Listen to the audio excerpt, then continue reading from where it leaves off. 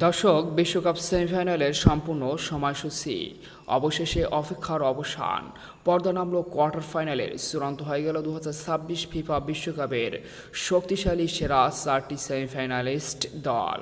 Football ইতিহাসে প্রথমবারের মতো ফিফা র্যাঙ্কিংয়ের শীর্ষ 4 দল সেমিফাইনালে এই মহারণে মুখোমুখি হবে। বিদায় নিয়েছে কোয়ার্টার ফাইনাল থেকে মরক্কো, বেলজিয়াম, নরওয়ে, সুইজারল্যান্ডের মতো দলগুলো।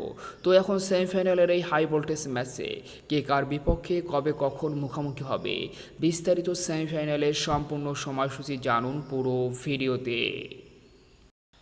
ফার্স্ট সেমিফাইনালে ইউরোপীয় দু জায়ান্ট ফ্রান্স ভার্সেস স্পেন মুখোমুখি হবে, যে ম্যাচটি দেখার জন্য মুখিয়ে রয়েছে ফুটবল বিশ্ব।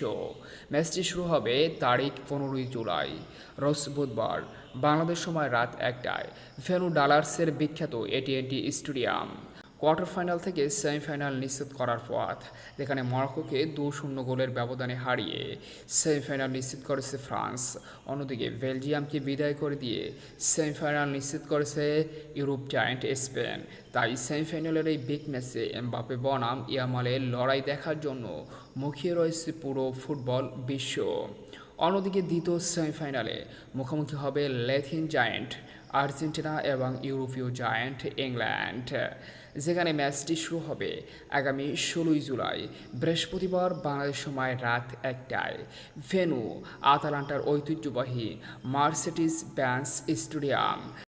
কোয়ার্টার ফাইনাল থেকে সেমিফাইনালে ওঠার পথ, যেখানে টানটান উত্তেজনাকার ম্যাচে নরওয়েকে 2-1 গোলের ব্যবধানে হারিয়ে সেমিফাইনাল নিশ্চিত করেন ইংল্যান্ড। অন্যদিকে সুইজারল্যান্ডকে অতিরিক্ত সময়ে 3-1 গোলের ব্যবধানে হারিয়ে শেষ তার নিশ্চিত করেন ল্যাটিন জায়ান্ট আর্জেন্টিনা।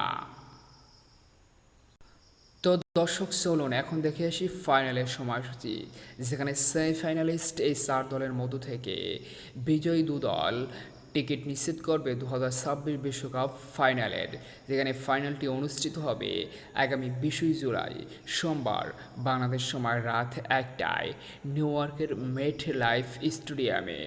তো আপনার মতে এই সেমিফাইনালিস্ট 4 দলের মধ্য থেকে কোন 2 দল ফাইনালের টিকিট নিশ্চিত করবে? অবশ্যই কমেন্টে আপনার মতামত জানাবেন।